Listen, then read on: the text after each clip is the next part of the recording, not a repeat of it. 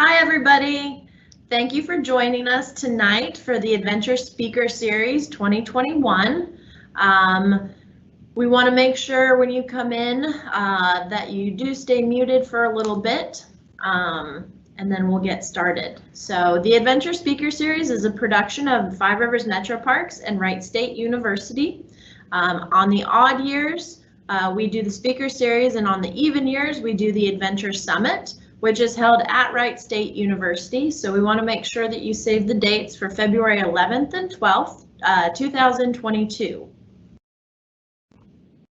The Adventure Summit, like I said, is held at Wright State University. We have over 40 different adventure presentations, so it's a lot larger than the speaker series that we're doing this year. We do have expo with exhibitors of retailers, outfitters, and other clubs and organizations. Music, used gear, bouldering competition, tri-paddle sports, fitness classes, indoor triathlon, and a bunch of other fun things to do. So make sure you save the date for that in February 2022. For this year's Adventure Speaker Series, we are on our third presenter for the year, and we have Broken Pieces, Injury and Survival on the Oregon Desert Trail with Stacy Boone. And next week we will have, the 1st of April, we'll have Ellen Falterman, who will talk about her experience out on various rivers and kind of how she kind of goes through her life. So we want to make sure that you check that out, and then we have a few others later in April. So for all this information, you can go to theadventuresummit.com. You can also go to the Adventure Summit Facebook page, where all of these presenters have their own Facebook events, and you can get their live links on the Facebook page and then of course on the website as well. So tonight we will have Stacy Boone come on and tell us her story. Stacy is a guide and owner of Step Outdoors, and Stacy, I will hand it off to you.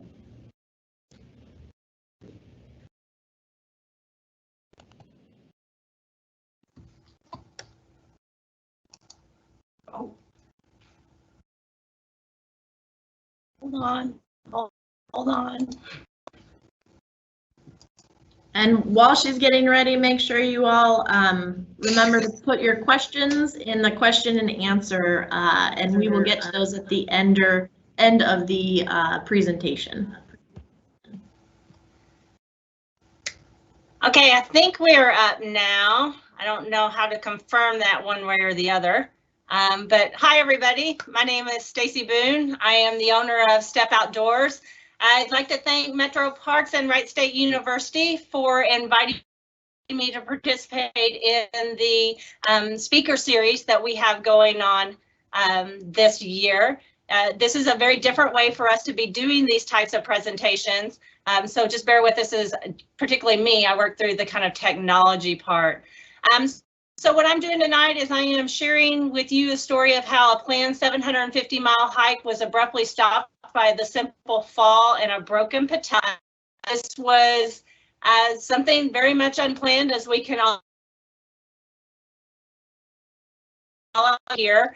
And it was really fun to kind of go back and look at these photos when I was putting it up in presentation.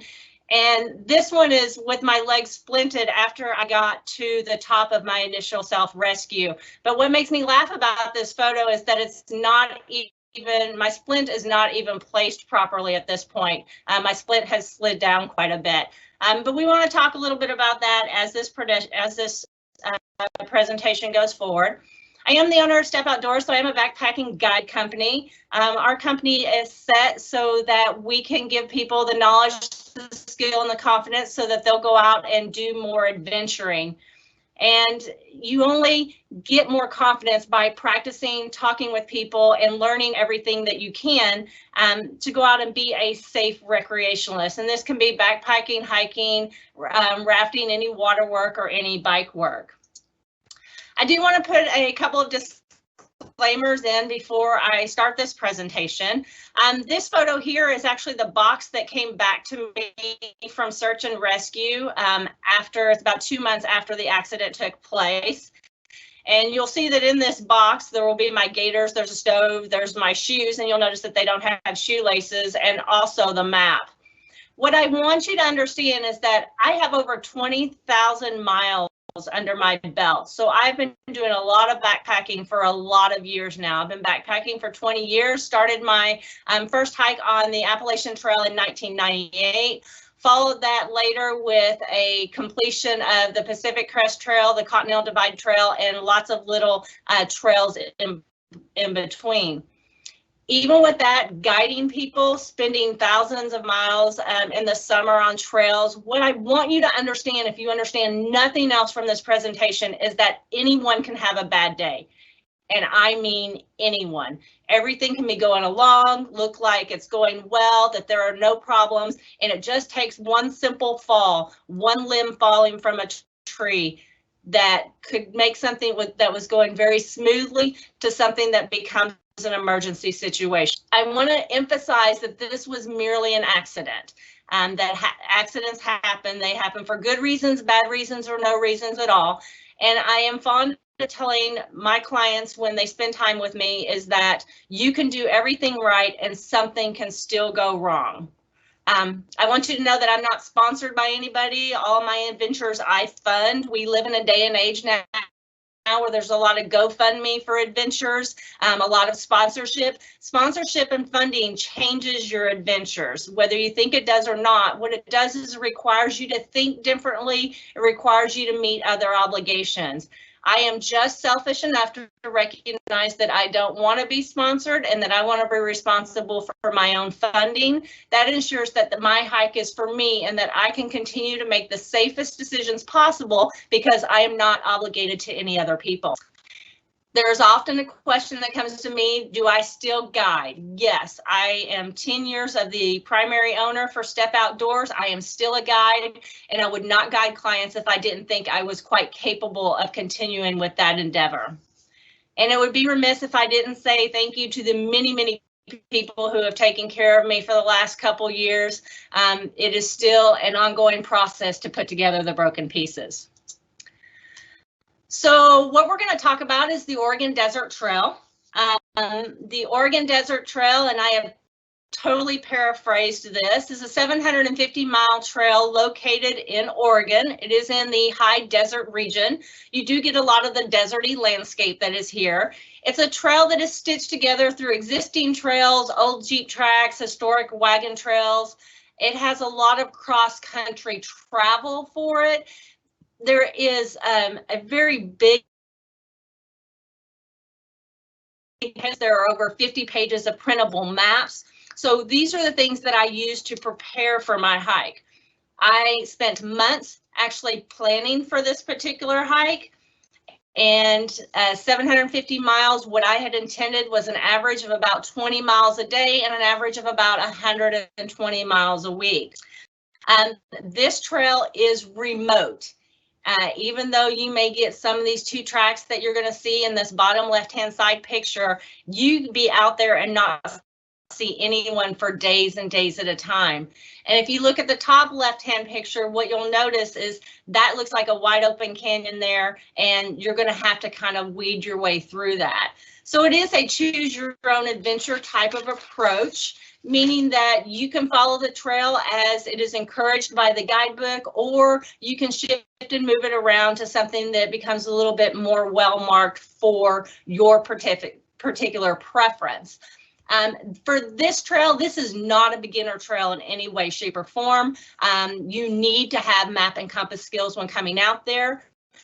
The guidebook does allocate the GPS waypoints so that you could actually follow your GPS the entire way if you'd like to do that. That was not my choice for doing this particular hike. So one of the first principles of leave no trace is plan ahead and prepare. And this is something I instill upon my clients, is that whenever you're doing any type of recreational activity, you need to plan to have a good hike, a good experience. And that comes with spending the time at home, perusing, investigating, researching, looking at all the details that are necessary to ensure that you can have a successful adventure. So this is what I did for this particular hike. This is how I knew that I was going to average about 120 miles a week. I planned all of my town stops. What I knew was that there wasn't a lot of big towns along the way, so I'd have to prep the food to go. So I did a lot of mail drops planned before I even walked out the door. One of the other really important components of plan ahead and prepare is that you need to know what the purpose is of your adventure. And for me, my adventure, this was very purposeful in that I wanted something that was very challenging. I wanted something that was going to use all of my skills. I wanted to be mentally and physically tested while I was out there. I wanted to do something that not everyone was doing, and I wanted to do it the old school way. I wanted to use map and compass and be able to wind my way from point A to point B. I started this hike with a 22-pound pack, and that included carrying 4 liters of water. So I had pared down to the bare essentials in order to do this hike, but wanted to do that in a manner that I thought was safe and that I could always keep myself secure in case something were to actually go wrong. So what I'm going to tell you is that on this particular hike, I started on April 15th. My cousin took me out to the trailhead. I started a little later in the day than I would have maybe chosen to do, but I got there just fine, and I headed out on the trail. Within 72 minutes on this trail, my hair was all tangled up. I had brush in my hair. I'd already skinned up my legs. And by the second hour in this trail, only being 4 miles in, I had taken my first fall. And that first fall that I took, and we all know as recreationalists, falling is a part of what we do. I fell down, hit both of my knees on a piece of rock, and it was enough that kind of took the breath out of me. But we fall, and that's what we do. So I just kind of rolled over. I sat there, and I had a big old 680-calorie chocolate chip muffin snack, got myself regrouped, and continued hiking. Little did I know that this was going to be kind of the foundation of how my hike was going to be. So that was on April 15th when I got started. On April 20th, 85 miles later, I took a second fall, and that fall was after crossing the Jordan Creek, and I'll show pictures of that in a few moments, but I fell crossing the Jordan Creek on a piece of volcanic rock that even now I can tell you exactly what it looked like. It was a simple fall. I felt the thud, and I knew instantly that my knee was broken. So how did we get there? What are these things that happen? How do you get out of a situation like that? Well, the first thing I want you to understand, because there's no way, a lot of you have seen me in presentations before at Wright State, I've been presenting there for almost 10 years, that we're not going to go through a presentation and not have some sort of educational component. You need to understand that for every adventure that you participate in, there are 5 whys of a bad day. It's either too hot, too cold, you're too hungry, you're too thirsty, or you're too tired.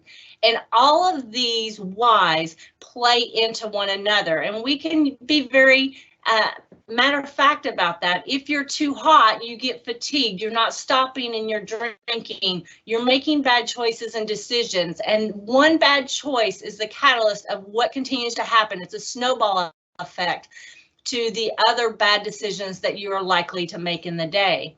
So I'm always very conscious of making sure that I'm having a snack every hour, hour and a half, that I am stopping when it's too hot, that I'm putting on my layers when I'm too cold, that I'm stopping early in the day if I feel tired, and I'm starting later in the day if I feel that I'm too tired.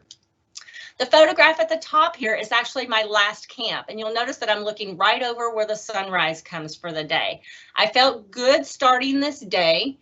It had been a very challenging week up to this point, but I felt good with what it was that I was doing and the skills that I possessed. So while I'm going to tell you that there are 5 whys of a bad day, I'm going to ask you this, and then you can ponder this for the end of the presentation. Is there a 6th reason of why you can have a bad day? The next thing I want you to understand is that being a guide, I don't feel like I'm any more knowledgeable or equipped than you can be with having a successful outdoor adventure. I understand that I need to carry my 10 essentials. I understand that I need to be aware of the variables that can make things things get messy somewhere in the day, but I also very much have valued the what if statements. And this is something that all of you as recreationalists should be doing. You should be doing this before you head out on any adventure. You should be doing this in the big picture and the big scope of the experiences that you're having. And these what if statements are really simple. It is, if this were to happen, what will be my response? And these responses can be such as, or these questions can be, I might not reach my water source, or what if I break an arm? Any of these things give you a chance to really analyze what you think your response will be if something goes awry.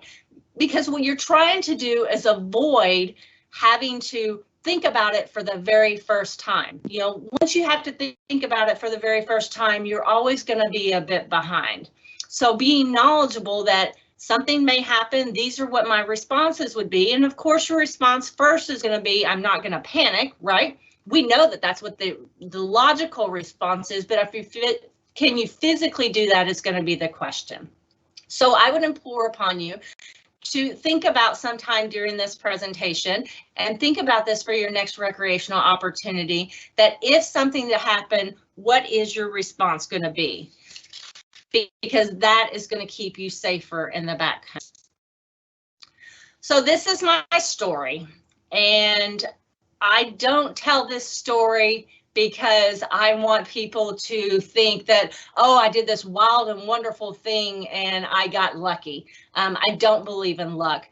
I don't believe that I have done anything that is any more or less capable than what you can do as a recreationalist. Things happen, you got to be prepared, and this is how I dealt with my particular scenario. The one thing that I did immediately following this is that I sat down and I wrote an essay. And I knew that the essay was going to be very important for me in order to process what I had done, what the experiences were. And part of that was because I wanted to know what mistakes I had made along the way. And it's good to self-analyze that and take it very seriously so that you don't make those mistakes again. I am going to tell you I didn't have to work really hard at this essay. And part of the reason for that is that I kept a nightly journal. And in my journal, as I was incorporating that into my essay, all of the signs had been there. All of the warnings had been there that something was going to happen. And so I want to backtrack a little bit. Regardless of your spiritual belief, your religious beliefs, I don't have that religious foundation. I believe very much in that nature dictates, and that's who I should appreciate. But I also believe very much in this sixth sense, the idea, and I teach, my women backpackers particularly, if you don't feel that something is right, you need to change that scenario so that you feel safe. I think tuition is extremely valuable for any type of activity that we're doing, whether it be at home or beyond. And there is this kind of statement that is said, and I want to go find it in my journal here real fast, that says intuition is only purposeful when used with attentiveness, processing of information, attention to the small details that don't seem to add up or feel too coincidental. An idiom, but only in the practice of out-of-place, obscure meaning or understanding. Scientific studies share that an area of the human brain called the anterior collegiate cortex raises the alarm about danger without ever penetrating the conscious mind. Can it be argued that the conscious mind does not want to recognize the signs? So what you need to know is that as the lead guide for Step Outdoors, I had made a very conscious decision at the end of 2018 to take a sabbatical.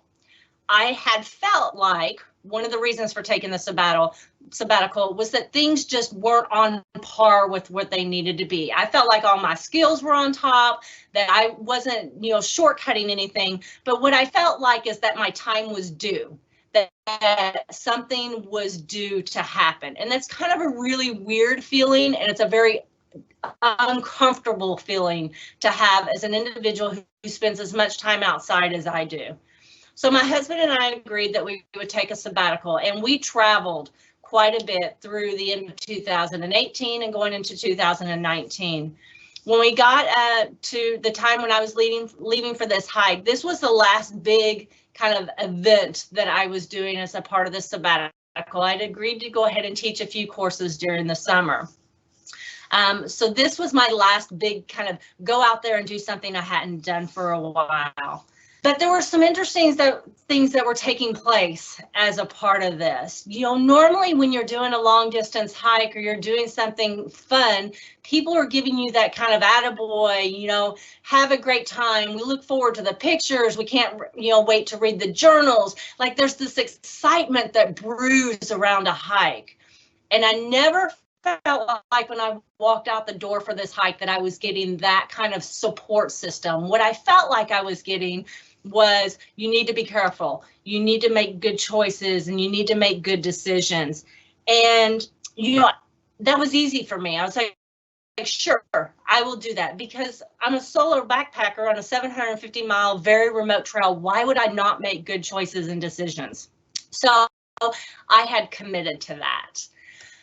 But then some other things started adding up, and these are the things that I talk about in my journal. My journal talks about how different kind of incidents and occurrences, and again, regardless of your spirituality, some things just kind of connected as a part of this hike. So I left Pagosa Springs, Colorado. I flew to Boise, and I spent a few days with my cousins. Great people. These are the people you want to be your family. I mean, they are the most loving, caring individuals that you can have. And they let me, as a, you know, dirty, scruffy hiker, come into the house. And then they actually came and picked me up after the accident. So I spent a few days with them, and, you know, one conversation leads to another, and I can feel some of the tension kind of getting there about there is some concern about me going for this hike. I always toss that off, because unless you long distance backpack, it's hard for people to understand what that is about. So I let some of that go, but here's what I did. As a part of one of our conversations, they asked me if I would load up, basically I call it a stalking app. It's an app that you can see where your friends are, I guess. So I was like, sure, I will load that up onto my phone. And every evening at camp, I will turn on my phone. I will let it ping. If it pings, great, you know where I'm at. If it doesn't ping, then you know no more information. But not to be worried, everything's fine. For this particular trip, I had map and compass. I had just gotten a new phone, so my phone was in good shape. I actually had a GPS with me for the just in case. I made a very conscious decision to leave my spot at home, my InReach emergency device, because I just didn't want any more technology than what I already had. So I had this InReach with me. And then right when I'm walking out the door, my cousin says to me, she goes, you know, at some point, something's going to happen on this trip. She kind of had a vision of that taking place, but don't worry, you will be supported and cared for and guided. And again, kind of one of those uncomfortable feelings, but you just kind of toss it to the side until you start thinking back at how all of these things have happened and taken place. So I was getting more signs throughout the trip, and I'm going to call these intuitions that I chose to ignore. And I want to tell you a little bit about them, because I think that they're very valuable in things that you look at and how you recognize what is going on in your environment. What I do want you to know is there are a lot of dumb ways to die. Again, you can die for a good reason, a bad reason, or no reason at all. But there are some really, really dumb ways to die. And one of the dumb ways to die is to not be very aware when you're going into tight canyons and such. So on the second morning of my hike, so I'd fallen the first day, I'd gotten all tangled up in the weeds and all that sort of stuff. And weeds, I mean willows that are higher than your head, right? So on the second day, I was going through this really tight slot canyon, and there were some cattle out there. So I'd seen these cattle footprints going back and forth. And I reached this spot in the canyon, and it's only about 10 feet wide, and I couldn't get down. I couldn't find a way to cross down into the next level. So I'm back and forth inside of this canyon.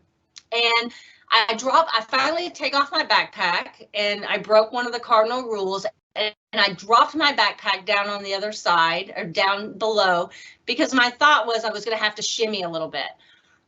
So I dropped my backpack and I start looking around, and what I start realizing is that there are tufts of deer everywhere, tufts of deer fur, and there's bones in the area. What I noticed is that the grass is really high in these willows, meaning that there had been water rushing through here at some point, and the water will drown you. I mean, you drown very easily in these slot canyons. I noticed that I wasn't going to be able to land safely. I noticed that there was a lot of areas to slip and slide. There was a lot of variables that for me were starting to make me very uncomfortable. Now, for being somebody who has backpacked as long as I have and done as many things as I have, for me to get uncomfortable means that it probably wasn't, there was something going on around me. So this was the first time I can ever think of that I actually said to myself, I really wish I had my in-reach emergency device.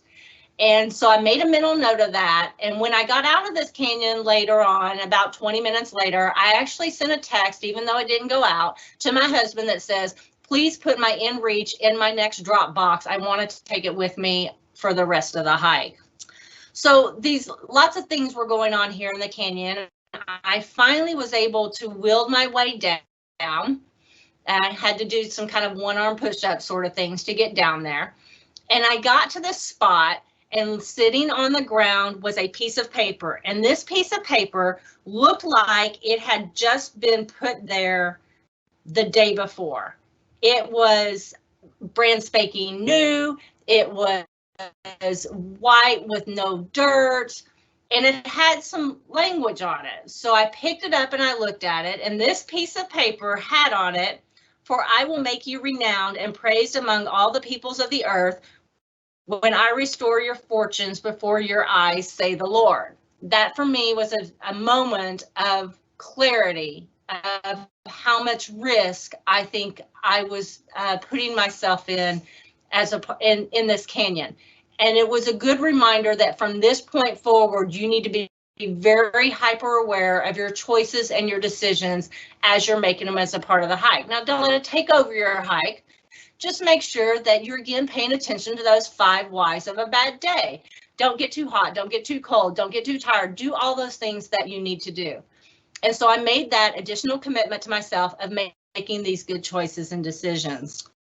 So I'm going along as a part of the hike, and then there are a few other symbols that start presenting themselves, and a few more kind of tidbits that I started wondering, what is it that this means? One of them that I noticed it while I was out there, and I also noticed it in my journal, is that juniper trees, when you get in a landscape that looks like this, there's not a lot of juniper trees. But 3 times in 5 days, I make mention of these juniper trees, and they're actually my beacon. They're what I use when I'm setting map and compass points, when I am trying to go from one point.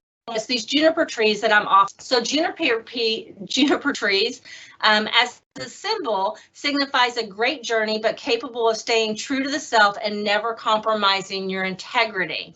And the only time the entire trip that I had an easy time getting from point A to point B was in a location that was known as Juniper Gulch. One of the other things that I saw out there were owls. In all my years of hiking, I can count on one hand how many times I've seen owls, and I was seeing owls in the pairs while I was out there. And if you look at the wisdom from Greek mythology, or even look at it from an Indian, Native American perspective, owls are death, or they also say that it's a source of wisdom. So these were the types of symbols I was getting while I was out there hiking the trail. But I also got one more, which was really one of the most fascinating things that I've ever experienced on any hike. was I was relying on map and compass. And I would get to places in the trail and I would go to set a bearing, just as you would traditionally, and my compass would do twirls. It would just swing around on any plum as a part of the hikes. And it got to the point where I would pull my compass out and I would set a bearing, and then I would walk away 10 feet and I would set my GPS down and I would have it set a bearing, and multiple times I can tell you that they would go in very opposite directions.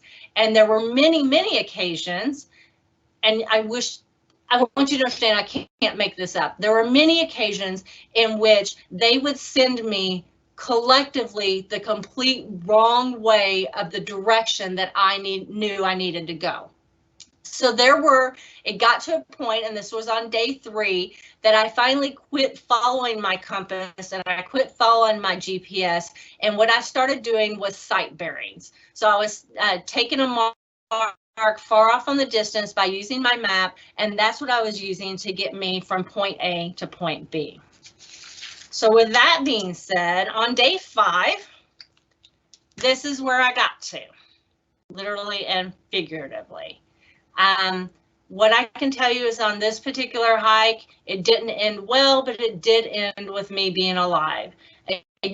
Again, I'm not a proponent of believing in luck. I don't believe luck does you much good, but good thinking does.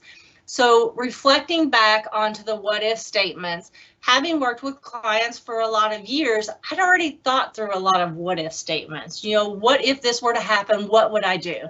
So this is why we all take first aid classes, right? And we take those wilderness first aid classes that take more time and they cost more money. But the reason is so that you can think a little differently than what you're going to do as from a basic first aid course. So what has happened is I have had 2 surgeries. I've had 4 ER visits. At one point I had 29 staples in my knee. I have a 5-inch scar.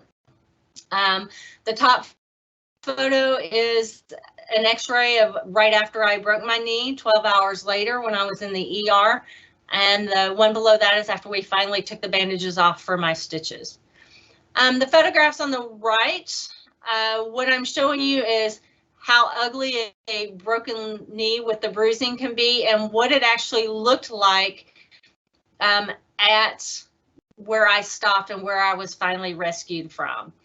I was pretty lucky in terms of I didn't have a tremendous amount of pain. Now, whether that's adrenaline, not thinking about it, a lot of variables can come into play there. As long as my knee was straight, I did not have pain. If my knee was not straight, I had a tremendous amount of pain. And this middle photograph here, and I'm going to try to pop up my cursor so you can see this. This is where I came down from, and you can see this little kind of rocky, scrib coming down right here, and I came down here to the Jordan Creek. Now I showed you an earlier picture from where I had camped that evening, and then the morning I leave camp, and the first bearing I set sends me directly to this little finger on the mesa for me to come down. I double checked my bearings and my bearings would not get me. I eventually just did my own cross country route, got to the top of this mesa top, overlooking the canyon, and I felt like that this was a bad choice and a bad decision. And I don't know if it's because you hear the water rolling or whether you're just getting tired, whatever the reason is, I just thought that maybe this was a bad day or a bad decision. But I want to back up.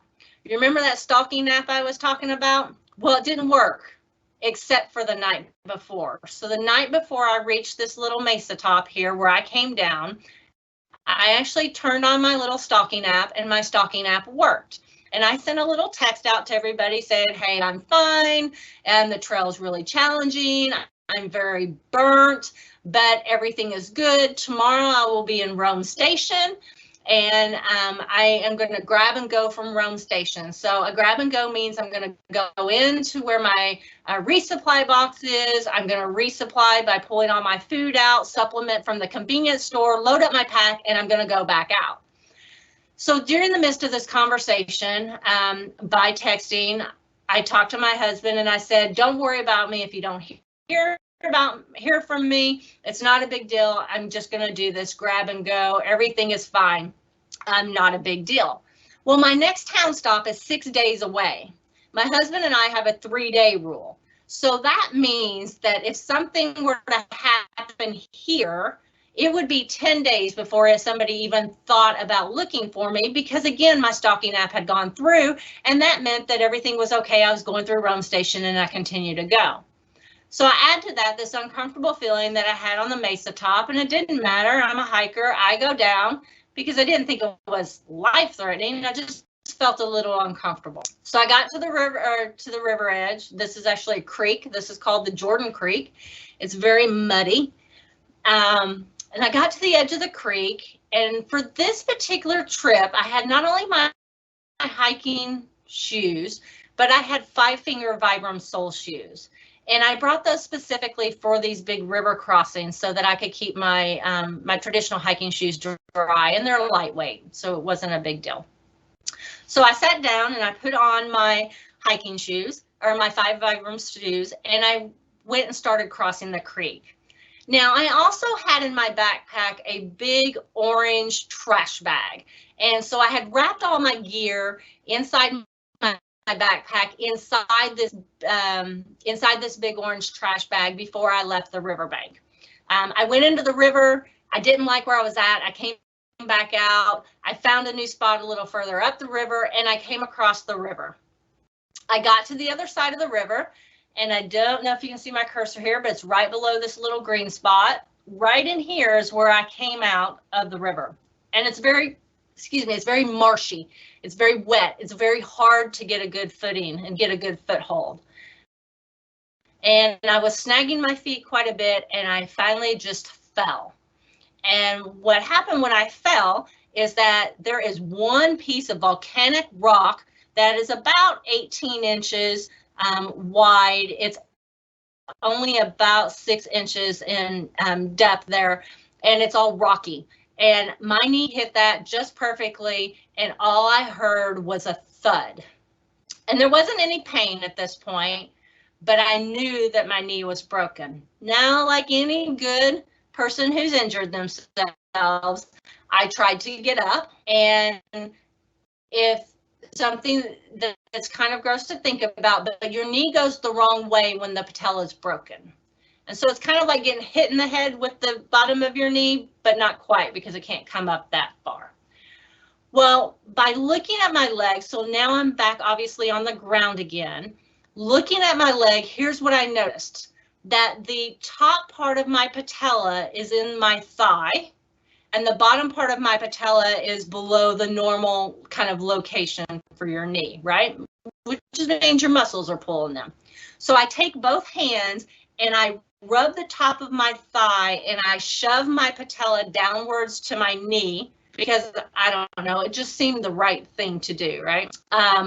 Shove that down, and then that took away some of the pain, the seizing that was taking place, and it forced me to keep my legs straight. Well, now I have to leave this marshy area, and it's very crowded. Now you can look in these pictures here, and it looks like there's a little space, but if you look at the photo or down below closer to the creek, what you'll notice that there's a lot of sagebrush through there. You can't get through that easy, and this is the big sagebrush. This is the sagebrush that, you know, can be as tall as I am in places. So the first thing that I do is that I recognize that we are in an emergency situation, right? And I'm by myself. So I start backing up out of this marsh by, I kept my pack on, and by literally kind of like back swimming, trying to get out of this marshy area. And I moved myself backwards until I found the driest spot that I had been in. And from here is where you have to start making decisions. Now, I'm not going to tell you that I panicked, because I don't think I panicked, And I'm going to tell you that in situations like these, there is no time for crying. I cried a little later coming up this mountain. I did not cry there because no one has time for crying in these particular scenarios. So I backed myself up. I take off my backpack and I start very methodically going through my pack, trying to decide what it is that I need to keep and what it is that I need to get rid of. And I need to figure out how to splint my leg at this point, because here's what I know as clear as day. I either get out of this canyon or I die in this canyon.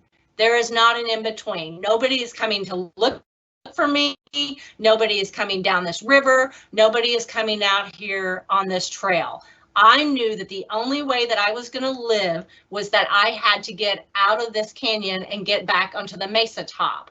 From there, what I knew is that I was already less than 5 miles from Roan Station, but I also knew that once I got to the top of this canyon, that I was hitting an old 4-track, an old kind of side-by-side track.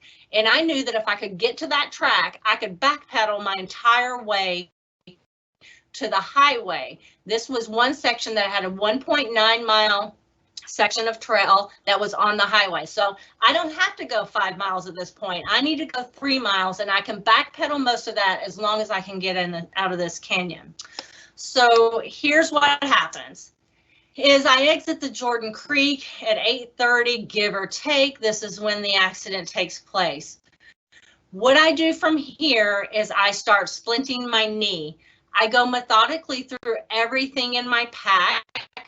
I begin to discard items that I can't take with me. I am not in a position where I can take a full pack and I can take me to the top of this canyon, and I knew that. So I leave my shoes there. I take the shoelaces.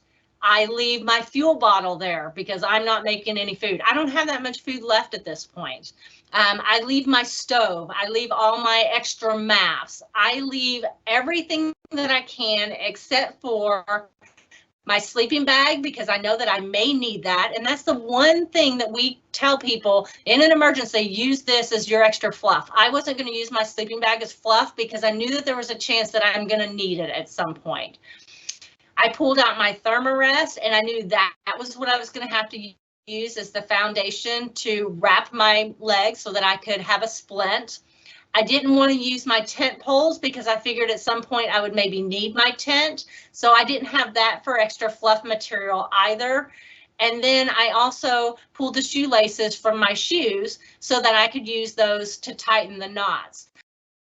So all I had were my hiking poles that I could use for my splint, my Thermarest, and my shoelace. Now, one of the things that had happened on the first day of this hike is that my shoelaces, even though I typically do double knot shoes, my shoelaces were always coming undone. And I got really frustrated by this. And so after tying your shoes multiple times, one of the things I had thought about was that I should just start doing a surgeon's knot on my shoelaces, which is really dumb. You wouldn't normally think of doing something like this. So I started tying my shoes into a surgeon knot each morning.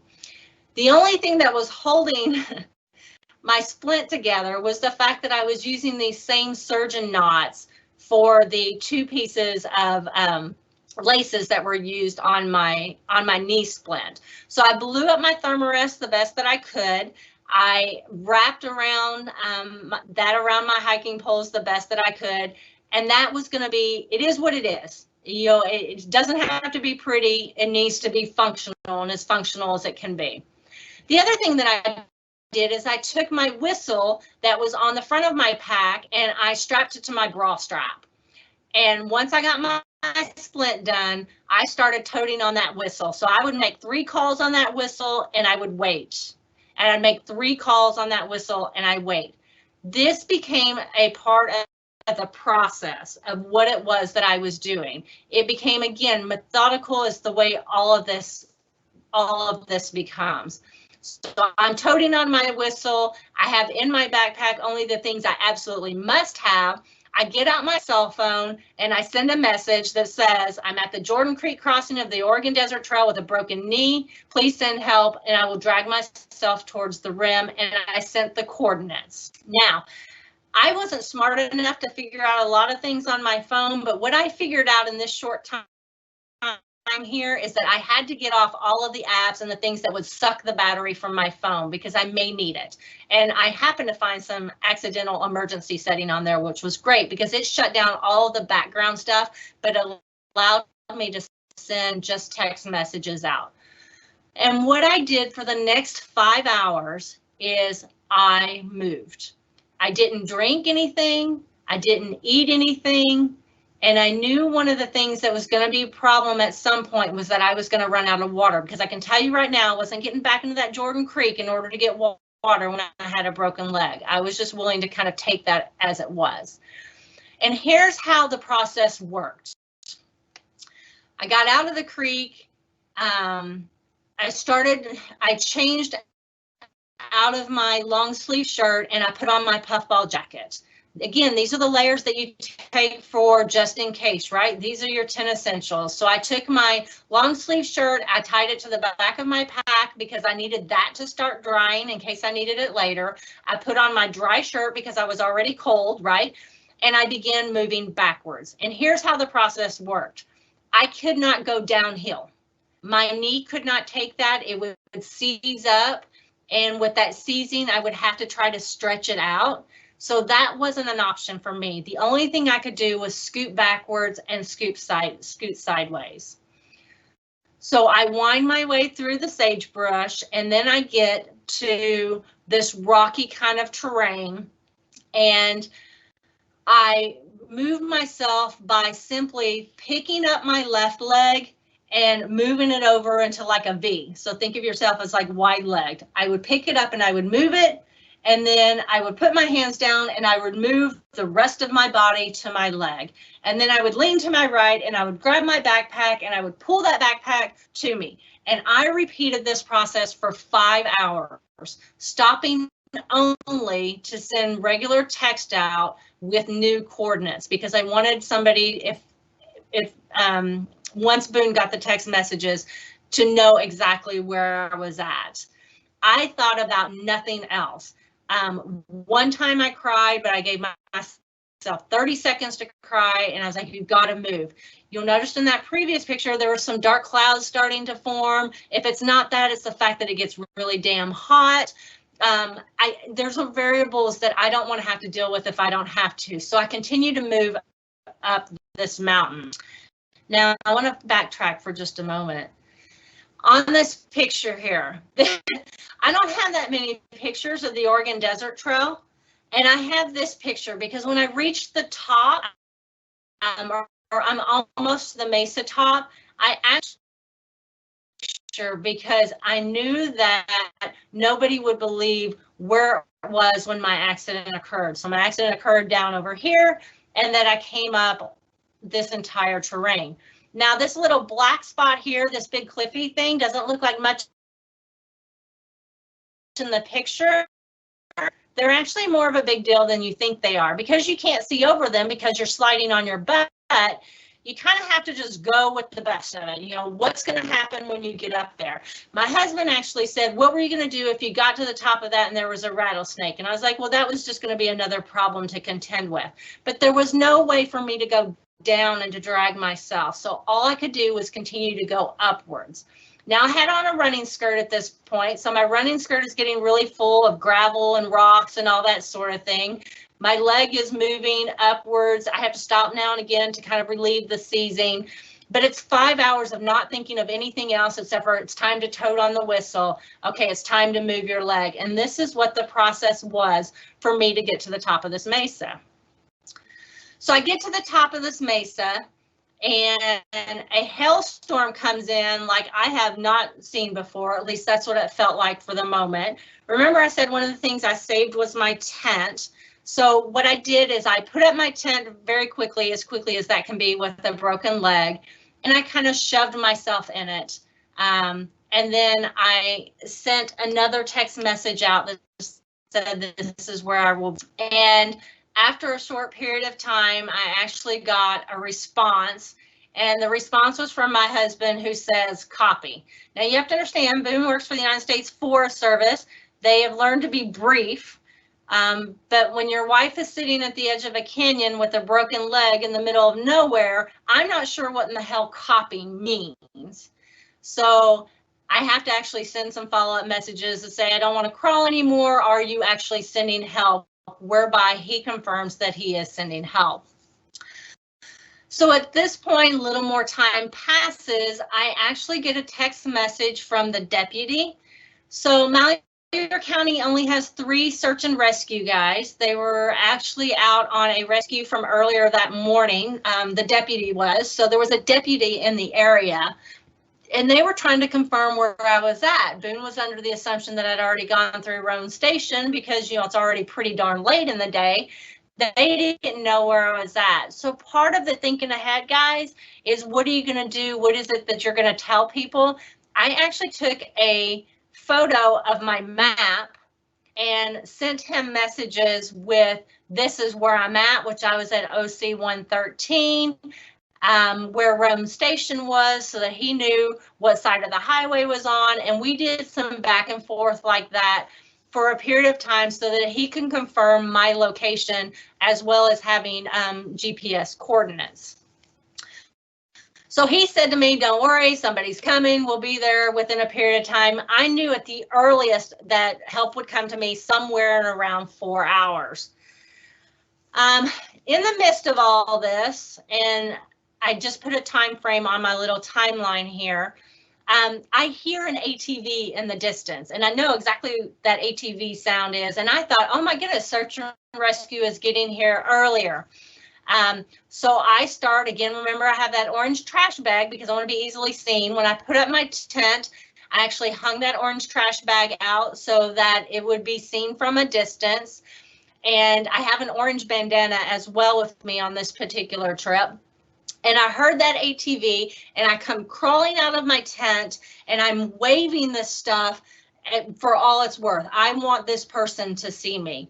And then the ATV disappears a bit. And then I hear it come back to the side of me. And here's this little guy sitting in this ATV. Now, at this point, just as a kind of funny, you know that when you're in an emergency situation that you need to do self-care first. I didn't have many snacks, but I had some snacks and I had a little bit of water and I was trying to figure out what to do with my leg. I was also very wet by this point.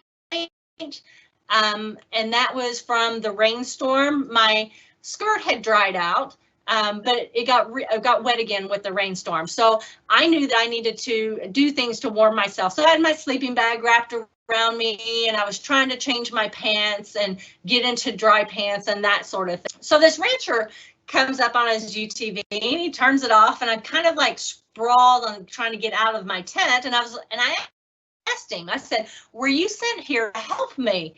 And he says, no, I wanted to know what you were doing on private property. So this was Richard, the local rancher. He had been missing some cattle when he saw my tent. So he wanted to know what I was doing on private property. And I told him that I was hiking the Oregon Desert Trail, but I fell down and then I broke my leg and that I really could use some of his help. And he said, okay, that's fine. He didn't know what he was getting himself into. I didn't know what he's getting himself into. And so he makes his way over to me after he calls his son, which is friends with one of the search and rescue guys. And what they do is they start back and forth on the phone and on their text messaging about exactly where I'm located at. And through that, we were able to reduce the amount of time it took for search and rescue to get to me. Now, my husband hates this story, but I think it's a really funny story, so I want to tell you anyway. When he got to my tent and I told him I had a broken leg and we were kind of chatting about what the options were, he asked me, is there anything that I can help you with right now? Now, remember, I had on wet clothes. When I took off my wet clothes and I was putting on my pants, what I realized is I couldn't bend my knee to put on my pants. So I was sitting there with one leg into a pair of fleecy pants and one leg out of fleecy pants and a sleeping bag wrapped around me. And so I say to this guy, he's 68 or 69 years old. Somebody told me, but they weren't sure which he was. I said, will you help me put on my pants? And he said he would help me put on my pants, and he did. And then he asked me, what else can I help you with? And I said, can you help me put on my socks? So I figured this guy who's been raising cattle for his entire life and has lots of them and grown children, he was quite capable of doing something that maybe he hadn't done previously. Now, remind you, this is Easter weekend. So what happened on Easter weekend when he went to Easter dinner is that he probably told his family that this was not the normal Easter weekend of what he would have. So I only have about 2 minutes left. I got out, things were great. I was in the hospital in the ER within 12 hours. It's unusual that you would have a rescue operation that would go that quickly. A lot of that had to do with just being in the right place in the right time as timing, which is where the rancher was. So they were able to get me out pretty quickly. It took 2 hours on a 4-wheel drive road and took another 2 hours on highway before we got me to the nearest hospital. We got to the hospital and the ER doctor said that he thought that maybe I had just dislocated my knee, and I said to him, do you really think so? And then he got the x-ray back and it was confirmed that I'd broken my patella. There have been a few hiccups along the way, and I do think it's important to share these sorts of things because it's often not as simple as a broken leg. For a lot of people, the broken leg and the getting out part, they have to deal with some of the psychological pieces. We have all heard of people who have fallen, have gotten hurt, there's search and rescue, things like that have taken place. So it's interesting to talk to these people and hear what their experiences have been. Mine came with a few hiccups. I've had 2 surgeries, 4 emergency room visits. The biggest emergency room visit I had was 5 weeks after the accident when I ended up with blood clots in my legs that went from my quad, the top of my quad, to my ankles. And that ended up having pulmonary embolisms. One of them let loose and I ended up with pulmonary embolisms in both of my lungs. So the consequences now is that I have some lung damage and I have lost the bottom left part of my lung. I don't let it really slow me down a lot, but what I do let you know is this last picture of me in this beautiful gown and the walker on the right side. That was the first time I was allowed to stand up and walk. And so I say, kind of tongue-in-cheek, that if it cost me many thousands of dollars for somebody to let me walk, then that was the price I paid to fall in a canyon and to come back out and to be able to walk a little bit later. So I want to thank you guys for letting me attend and play with you this evening. I tried to be timely here. I think Margaret's going to take this back over, and then if there's any questions, I'll be happy to answer.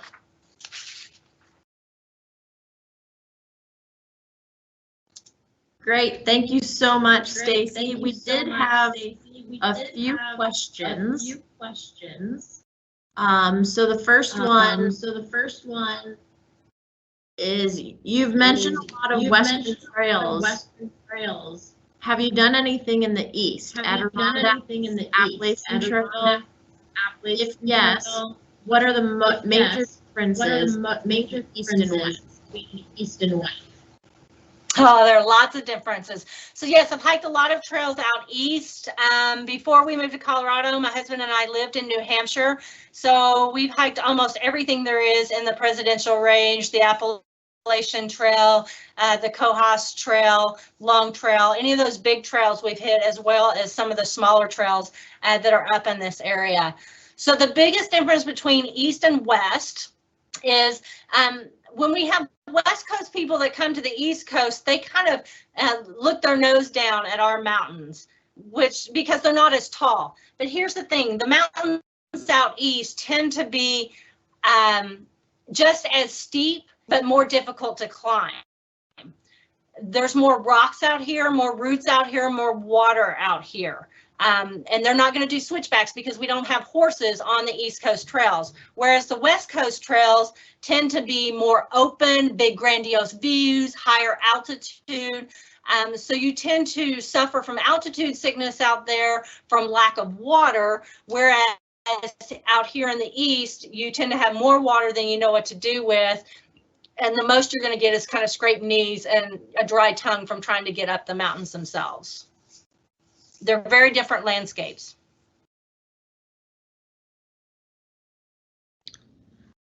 Another question, have you worked at all with guiding people with mobility issues or limitations due to medical issues? Unmute yourself.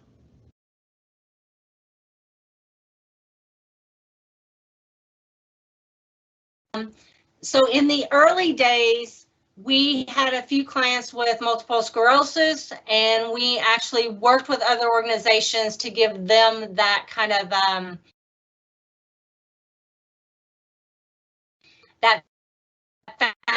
per se. I have had clients who have hiked entire trails with crutch-like apparatus because they were having some failure in their lower limbs, and that's how they hiked their trails. Most people that hike with us tend to be an older generation, so they've already got pains and aches and such as that. But as far as really serious limiting, we have not had that. We're not in the Western mountains, we're not as well equipped to deal with that.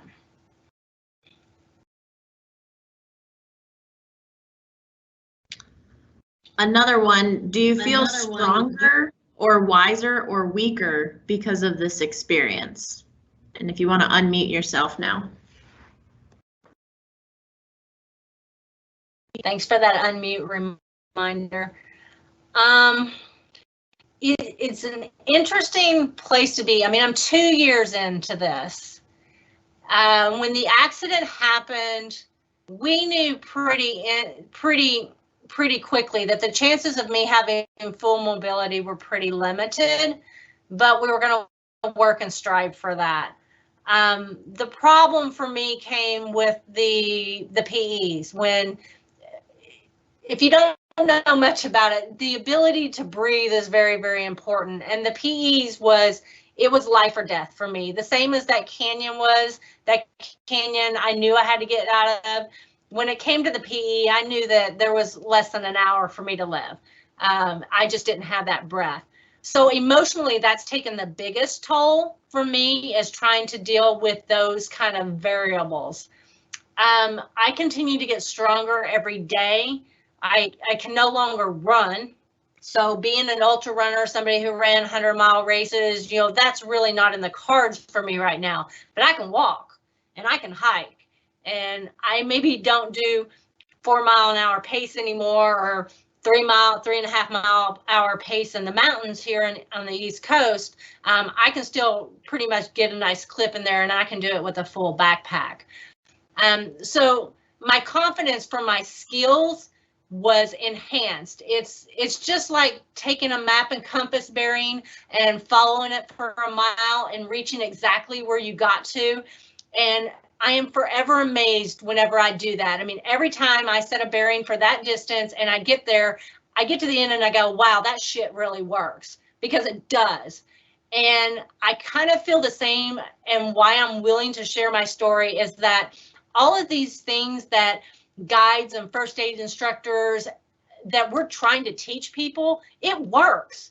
And it works because you are taking a moment to walk through all of the pieces so that you can get out of a situation alive, or that you can have an experience and never have to use those skill sets. Again, accidents happen.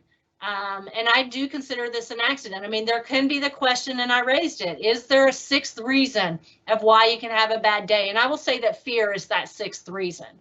If I tell my clients to be intuitive and to do what they need to do, then these skills are actually working.